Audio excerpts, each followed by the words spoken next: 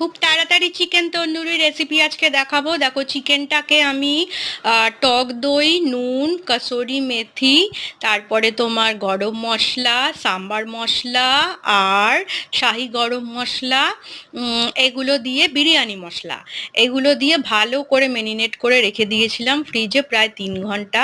তারপরে এটা আমার তন্দুর প্যান, তোমাদের যদি এমনি ফ্রাই প্যান করতে পারো, দেখো এরম ভাবে এমনি ফ্রাই প্যানেও করেছি। এগুলো ছোট পিসগুলো, আর এগুলো পুরো লেগ পিসগুলো, যেটা রানের লেগ পিস, সেগুলো এক সাইড হয়ে গেছে। অল্প আমি রিফাইন অয়েল ইউজ করেছি, তোমাদের যদি ভালো লাগে তোমরা বাটার ইউজ করতে পারো, সেন্টটা ভালো হবে। এক সাইড হয়ে গেছে, তারপর আর এক সাইড দুটোই একসাথে দেখিয়ে দিচ্ছি তোমাদের। যেরম ভাবে তোমাদের ওই লেগ পিসও করতে পারো, আবার বোনলেস পিস বা উইথ বোনও করতে পারো, কিন্তু একটা জিনিস মাথায় রাখবে, গ্যাসের ফ্লেম খুব আস্তে থাকবে এবং হতে অনেক টাইম লাগবে।